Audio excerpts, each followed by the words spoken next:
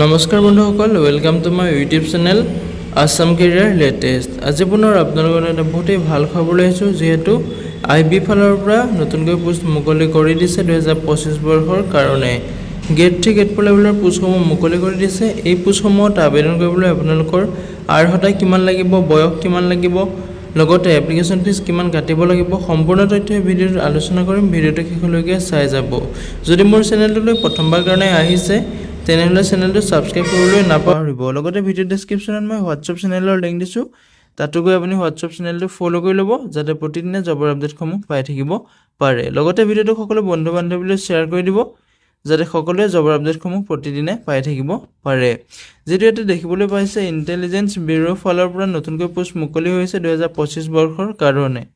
3717টা post মুকলি হৈছে। ACIO grade 2 আৰু এক্সিকিউটিভৰ পোষ্ট মুকলি হৈছে। ইণ্টেলিজেন্স ব্যুৰ ৰিক্ৰুটমেণ্ট 2025ৰ ফালৰ পৰা 3717টাকৈ পোষ্ট মুকলি কৰি দিয়া হৈছে। এই পোষ্টসমূহত যদি আপুনি ইণ্টাৰেষ্টেড হয়, এলিজিবল হয়, আবেদনসমূহ কৰি ল'ব পাৰিব।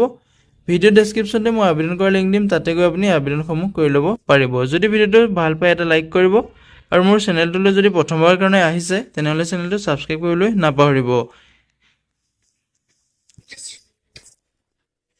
ইয়াতে দেখিবলৈ পাইছে, ইণ্টেলিজেন্স ব্যুৰ ফালৰ পৰা যিসমূহ পোষ্ট মুকলি কৰি দিছে, এই পোষ্টসমূহৰ লাষ্ট ডেটটো আপোনাৰ 10 আগষ্ট তাৰিখলৈকে আছে। এই পোষ্টসমূহ যদি আপুনি আবেদন কৰিব বিচাৰে 10 আগষ্টলৈকে আবেদন কৰিব পাৰিব। ইয়াতে লিখা আছে, Intelligence Bureau has release an employment notification for the recruitment of 3717 assistant central intelligence officer grade 2 executive post. এই পোষ্টসমূহত যদি আপুনি আবেদন কৰিব বিচাৰে, ভিডিঅ' ডেসক্ৰিপচনতে মই আবেদন কৰাৰ লিংক দিছোঁ, তাতে গৈ আপুনি আবেদনসমূহ কৰি ল'ব পাৰিব। ইয়াতে ইণ্টেলিজেন্স ব্যুৰ ৰিক্ৰুটমেণ্ট 2025ৰ ফালৰ পৰা যিসমূহ পোষ্ট মুকলি কৰি দিয়া হৈছে, পোষ্টসমূহৰ ডিটেইলছটো হৈছে আপোনাৰ নেম অফ পোষ্ট। পোষ্টটোৰ নাম হৈছে assistant central intelligence officer grade 2 এক্সিকিউটিভৰ পোষ্ট। টোটেল পোষ্ট আছে ইয়াত 3717টা পোষ্ট মুকলি হৈছে। ইয়াতে কেটেগৰী ৱাইজ ভেকেঞ্চিসমূহ দিয়া আছে। ইউআৰ কেটেগৰীত আছে 1537টা পোষ্ট, EWSত আছে 442টা পোষ্ট, OBC কেণ্ডিডেটৰ কাৰণে আছে 946টা পোষ্ট, SCৰ কাৰণে আছে 566টা পোষ্ট আৰু STৰ কাৰণে আছে 226টা পোষ্ট। এই পোষ্টসমূহত আবেদন কৰিবলৈ আপোনালোকে অনলাইন মাধ্যমেৰে আবেদন কৰিব পাৰিব। ইয়াতে অৰ্গেনাইজেশ্যনটোৰ নেম হৈছে intelligence bureau government of India, যিটো এইটো ভাৰত চৰকাৰ চাকৰি হয়। যদি আপুনি আবেদন কৰিব বিচাৰে, অসমৰ সকলো কেণ্ডিডেটে এই পোষ্টসমূহত আবেদন কৰিব পাৰিব। যদি আপুনি ইণ্টাৰেষ্টেড হয়, এলিজিবল হয়, আবেদনসমূহ কৰি ল'ব পাৰিব। এতিয়া পে' স্কেলটো আপোনাৰ লেভেল 7ৰ মতে আপোনাৰ চেলাৰীসমূহ দিব। 44,900ৰ পৰা আপোনাৰ 1,42,400 টকালৈকে আপুনি দৰমহাসমূহ পাব।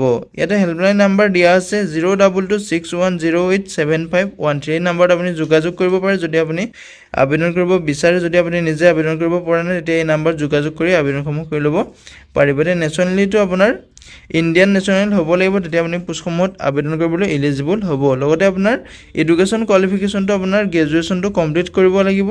যদি পোষ্টসমূহত আবেদন কৰিব বিচাৰে, আপোনাৰ গ্ৰেজুৱেশ্যনটো কমপ্লিট থাকিব লাগিব, তেতিয়াহে আপুনি পোষ্টসমূহত আবেদন কৰিব পাৰিব। লগতে আপোনাৰ কম্পিউটাৰ নলেজ থাকিব লাগিব। ইয়াতে বয়সৰ সময়সীমাটো দিয়া আছে। আপুনি পোষ্টসমূহত আবেদন কৰিবলৈ 18 বছৰৰ পৰা 27 বছৰ হ'লে আবেদন কৰিব পাৰিব, যিহেতু মিনিমাম বয়স 18 বছৰ দিয়া আছে, মেক্সিমাম বয়সটো আপোনাৰ 27 বছৰ দিয়া আছে।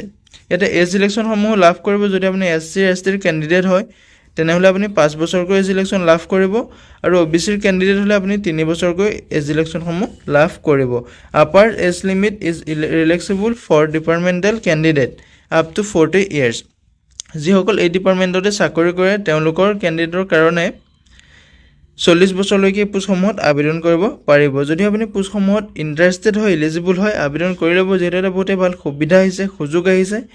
এই সুবিধা সুযোগটো নেহেৰুৱাব। যদি আপুনি আবেদন কৰিব বিচাৰে, ভিডিঅ' ডেসক্ৰিপচনতে মই আবেদন কৰাৰ লিংক দিছোঁ, তাতে গৈ আপুনি আবেদনসমূহ কৰি ল'ব পাৰিব। এতিয়া এক্সামিনেশ্যন ফিজটোৰ ক্ষেত্ৰত ক'বলৈ গ'লে, ইউআৰ OBCৰ কেণ্ডিডেটৰ কাৰণে ইয়াতে 650 টকাকৈ এপ্লিকেশ্যন ফিজ কাটিব লাগিব, আৰু অৰ্ডাৰ্ছৰ কাৰণে আপুনি 550 টকাকৈ এপ্লিকেশ্যন ফিজ কাটিব লাগিব। এতিয়া পে'মেণ্ট মোডটো আপোনালোকে অনলাইন মাধ্যমেৰে পে'মেণ্ট কৰিব পাৰিব।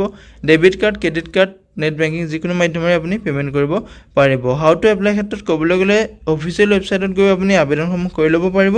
লগতে মই ডাইৰেক্ট এপ্লাই লিংক ভিডিঅ' ডেছক্ৰিপশ্যনত দিম, তাতে গৈ আপুনি আবেদনসমূহ কৰি ল'ব পাৰিব। যদিহে পোষ্টসমূহত ইণ্টাৰেষ্টেড হয়, এলিজিবল হয়, আবেদনসমূহ কৰি ল'ব। যিহেতু এটা বহুতেই ভাল সুবিধা আহিছে, সুযোগ আহিছে, এই সুযোগটো নেহেৰুৱাব, আবেদনসমূহ কৰি ল'ব যদি আপুনি ইণ্টাৰেষ্টেড হয়, এলিজিবল হয়। ইয়াতে ষ্টাৰ্টিং ডেটটো হৈছে আপোনাৰ 19 জুলাই তাৰিখৰ পৰা এই পোষ্টসমূহত আবেদন প্ৰক্ৰিয়াটো ষ্টাৰ্ট হৈ গৈছে। ইয়াতে লাষ্ট ডেটটো আছে আপোনাৰ 10 আগষ্টৰ তাৰিখলৈকে এই পোষ্টসমূহৰ লাষ্ট ডেট আছে। যদি আপুনি এতিয়াও আবেদন কৰা নাই, আবেদনসমূহ কৰি ল'ব পাৰিব। 10 আগষ্টলৈকে বহুখিনি দিন আছে, যদি আপুনি আবেদন কৰিব বিচাৰে আবেদনসমূহ কৰি ল'ব পাৰিব। যদি ভিডিঅ'টো ভাল পালে এটা লাইক কৰিব আৰু মোৰ চেনেলটোলৈ যদি প্ৰথমবাৰ কাৰণে আহিছে তেনেহ'লে চেনেলটো ছাবস্ক্ৰাইব কৰিবলৈ নাপাহৰিব। লগতে ভিডিঅ'টো সকলো বন্ধু বান্ধৱীলৈ শ্বেয়াৰ কৰি দিব, যাতে সকলোৱে জবৰ আপডেটসমূহ পাই থাকিব পাৰে। ভিডিঅ' ডেছক্ৰিপশ্যনত মই হোৱাটছআপ চেনেলৰ লিংক দিছোঁ, তাতো গৈ আপুনি হোৱাটছআপ চেনেলটো ফ'ল' কৰি ল'ব পাৰে, যাতে প্ৰতিদিনে জবৰ আপডেটসমূহ সকলোতকৈ আগতীয়াকৈ পাই থাকিব পাৰে। আজিলৈ ভিডিঅ'টো ইমানেই আছিলে। জয় হিন্দ, জয় অসম।